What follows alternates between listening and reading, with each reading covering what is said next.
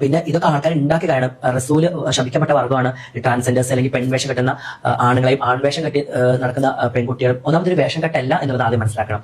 പിന്നെ ഒരിക്കലും ഇത് റസൂല് ഒരിക്കലും ഒരാൾ ശപിച്ചിട്ടില്ല. റസൂല് എല്ലാവരെയും സ്നേഹിക്കാൻ പഠിക്കുന്ന ഒരു വ്യക്തിയാണ്, എല്ലാവരെയും സ്നേഹം കൊണ്ട് മൂടുന്ന വ്യക്തിയാണ്. അതുപോലെ പടച്ച റബ്ബിന്റെ ഓരോ സൃഷ്ടിയും പടച്ച റബ്ബ് അത്രയും ഹലാലാക്കിയിട്ടാണ് ഈ ഭൂമിയിലേക്ക് പഠിച്ചിട്ടുള്ളൂ. അതിന്റെ ഒരു സൃഷ്ടിയും പടച്ച റബ്ബ് കളിയാക്കില്ല, അല്ലെങ്കിൽ പടച്ച റബ്ബ് ശപിക്കുന്നില്ല.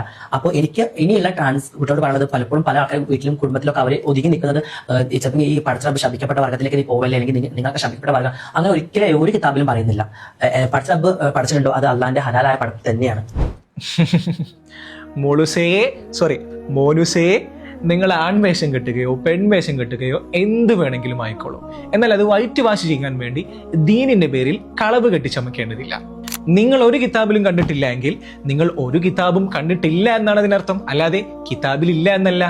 അത് പിടിച്ചോ, സ്വഹീഹുൽ ബുഖാരിയിലെ 5885 ഹദീസ്. ലഅന റസൂലുള്ളാഹി സ്വല്ലല്ലാഹു അലൈഹി വസല്ലം അൽ മുതശബ്ബിഹീന മിന റജുലി ബിന്നിസായി വൽ മുതശബ്ബിഹാത്തി മിന നിസായി ബിറജുലി.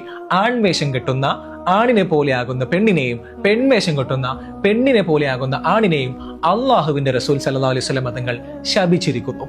പിന്നെ ഒരു കാര്യം, മുത്ത് റസൂൽ സല്ലല്ലാഹു അലൈഹി വസല്ലം തങ്ങൾ എല്ലാവരെയും സ്നേഹിക്കുന്ന, എല്ലാവരെയും ഇഷ്ടപ്പെടുന്ന വ്യക്തിത്വം തന്നെയാണ്, അതിലൊരു തർക്കവുമില്ല. എന്നാൽ ഇതുപോലത്തെ തോന്നിവാസങ്ങൾ കാണിക്കാൻ നിന്നാൽ റസൂലുള്ളാഹി സ്വല്ലല്ലാഹു അലൈഹി വസല്ലം തങ്ങൾ അത് സപ്പോർട്ട് ചെയ്യുകയില്ല.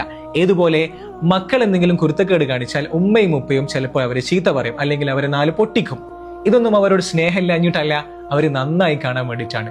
അതുപോലെ തന്നെയാണ് ഇതും. ദീനിനെ കുറിച്ച് അറിവില്ല എങ്കിൽ വായ തുറക്കാതിരിക്കുക, അല്ലെങ്കിൽ പോയി പഠിക്കുക. അല്ലാതെ ഇതുപോലെ ആളുകളിൽ തെറ്റിദ്ധാരണ ഉണ്ടാക്കരുത്.